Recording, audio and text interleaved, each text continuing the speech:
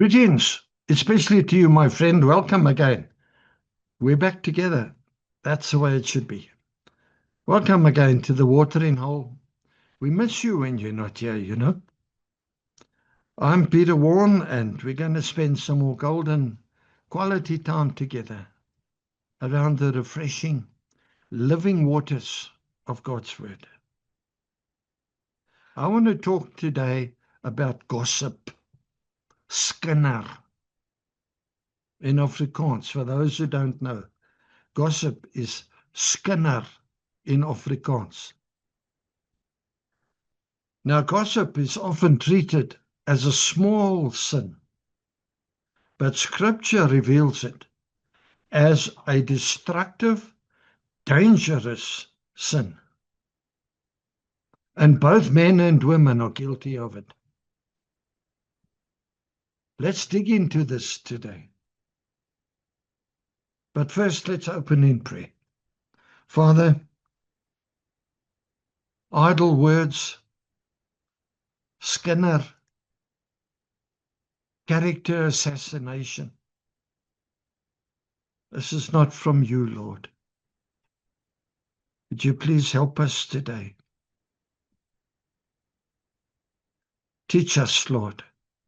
Give us an educated, informed tongue. Change our thinking where it must change. Help us, Lord, to become the men and women that you want us to be. In Jesus' name, amen. So by way of title, gross gossip. Proverbs 26:20 in the Passion Translation. It takes fuel to have a fire.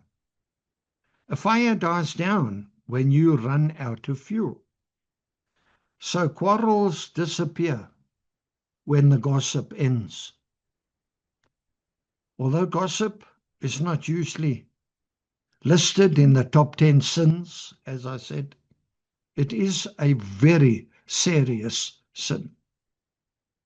God hates it because it silently tears down what God is building in the body of Christ. Gossip has been described as the art of confessing someone else's sins.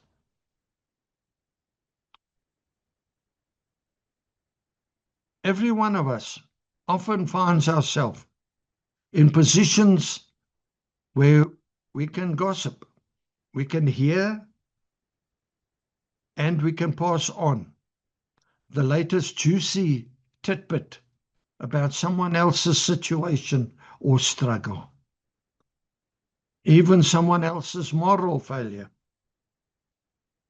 And both, as I said, both men and women are guilty of this. But you know the danger. If you point a finger at somebody, there are three fingers pointing back at you. Paul reminds us that as believers, we have much better things to do with our time.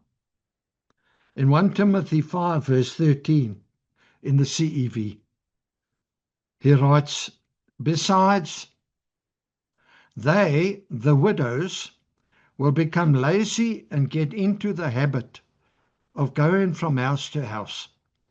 Next, they will start gossiping and become busybodies, talking about things that are none of their business.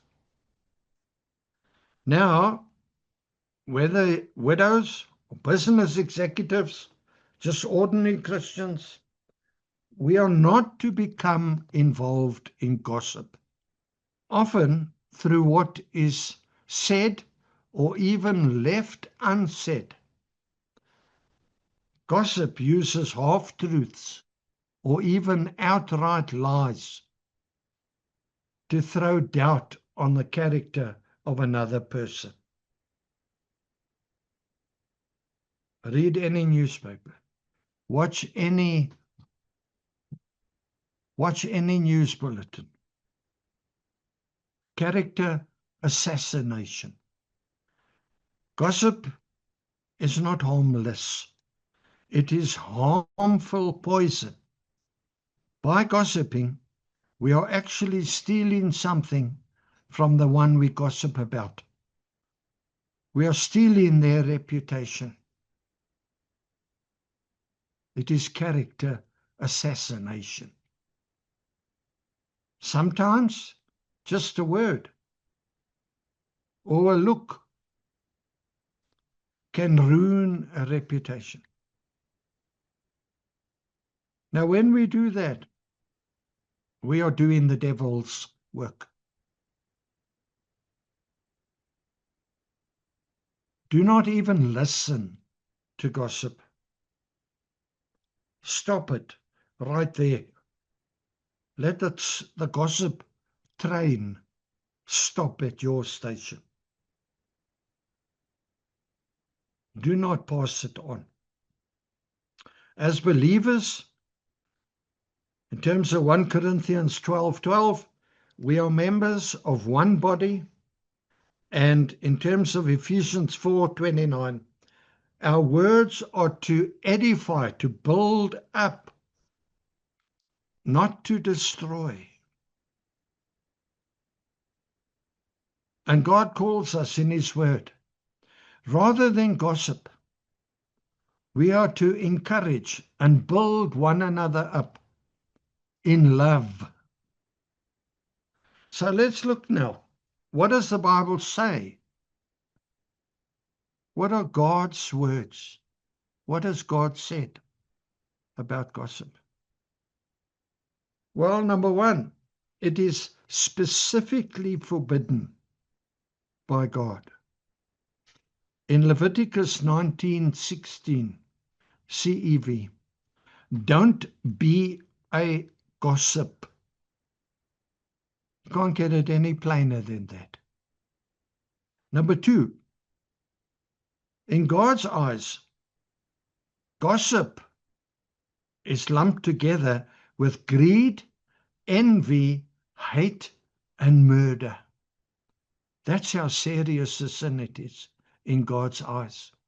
Romans 1:29 in the ESV. They are full of envy, murder, strife, deceit, maliciousness. They are gossips. Wow. Number three, gossips make very bad friends. Even as they break others down, so they will break you down. Stay away from gossips. Proverbs 11:13 in the CEV. A gossip tells everything, but a true friend will keep a secret, a confidence. Number four, gossip puts us in a place of judging others without fact-checking. Matthew 7, verse 1 in the ISV. Stop judging so that you won't be judged, because the way you judge others will be the way that you will be judged, and you will be evaluated by the standard with which you evaluate others. Point a finger at someone. There are three fingers pointing back at you. Now, spiritual maturity stops gossip. Ephesians 4 and verse 31 in the NET. This is on us. The Bible says, you must put away bitterness, anger, wrath, quarreling, and slanderous talk. Indeed, all malice. Instead, be kind to one another, compassionate, forgiving one another, just as God in Christ also forgave you. Gossip is slander, but through spiritual maturity, bitterness is banished when you put away evil attitudes. Kindness is kept as you focus on being tender-hearted. Forgiveness is fostered as you release offenses. And servanthood is seen in your gentle, patient spirit. So here's my call to action today. You cannot hear a word like this and not respond. Number one, examine your speech. Psalm 141:3 in the CEV. Help me to guard my words whenever I say something. There's a prayer there. Ephesians 4:29 in the ISV. Let no filthy talk be heard from your mouths, but only what is good for building up people and meeting the need of the moment. There's an instruction. Number two, it's on you to eliminate gossip. Ephesians 4:31, ISV again. Let all bitterness, wrath, anger, quarreling and slander be put away from you, along with all hatred. As I said before, stop the chain of gossip with you. You put out that fire. Shut it down. Number three, encourage others. 1 Thessalonians 5:11, ISV.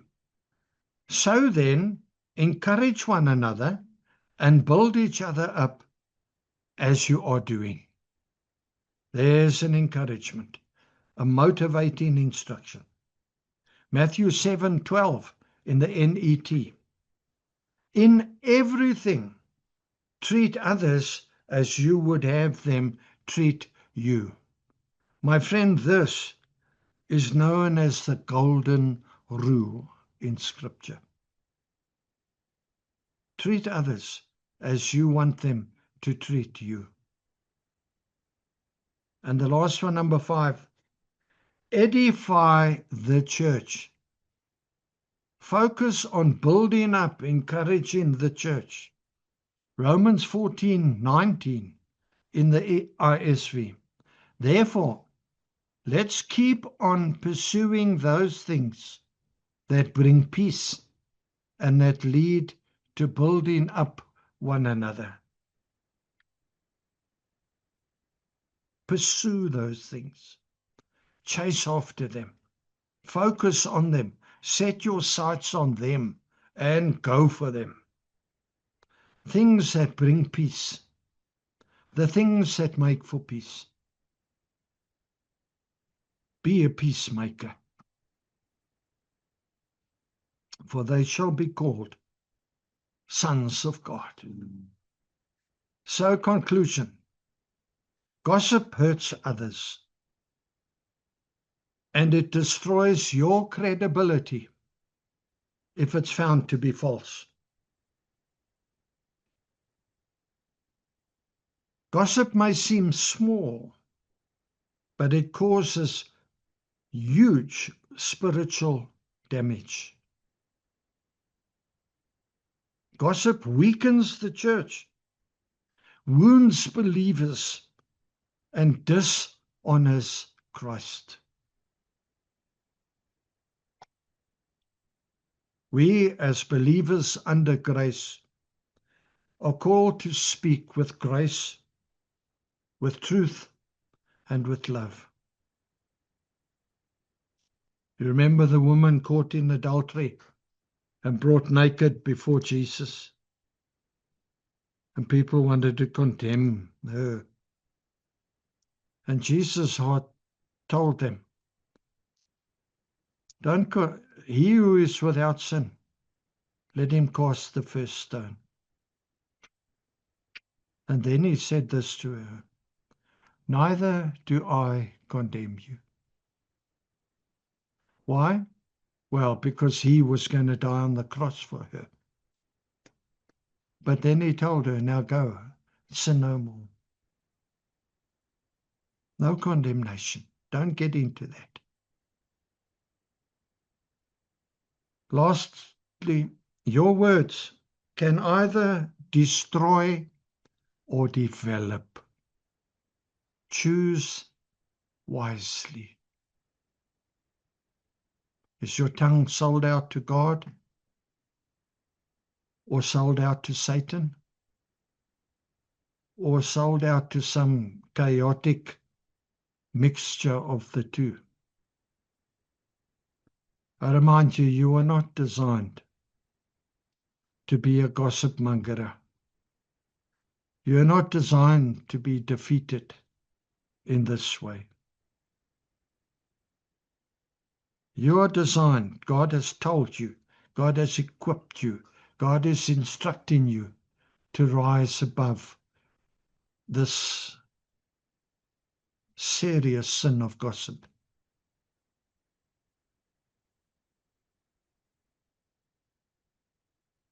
Lord, put a guard on our tongue, a seal on our mouth. As we come to pray now, doesn't matter where you are, how badly you messed up. If you will honestly call out to God and surrender control, He will reach out and meet you where you're at. And He will help you as you are. If you will let Him, if you will hear and obey. Let's just pray. Father, in Jesus' name, we come to you. I can only pray for myself, Lord. But let he or she who's watching pray for themselves. I repent of every gossip that I have passed on. Please forgive me, Lord. By faith, I received my forgiveness from Calvary's tree, and I rejoice in my forgiveness. But even so, Father, wash me clean of all unrighteousness. And Lord, my prayer is that you would educate my tongue. Put a seal on my mouth, a guard on my tongue before I speak. Enable me, Lord, help me to catch my words before I pass a juicy comment on. Help me to stop the chain of gossip when it comes to me. Thank you for what you have done. Thank you for what you are doing. And thank you for what you're going to do. And my friend, if you don't know Jesus as your Savior, make an appointment today to go and see a pastor. Take all your questions. If you want to, right there where you are now, ask Jesus. Jesus, if you are real, will you reveal yourself to me in a way that I will know and understand that you are real? And will you show me who to go and speak to? Do that. Don't delay. Tomorrow is not promised to anybody. Amen. Well, that's a lot. And all I got. With love, from me to you. Thank you for spending this golden time with me around a chilly watering hole. Until we meet again, May Almighty God richly bless you and yours. Shalom, shalom. I love you with the love of the Lord, my friend. Don't skinner.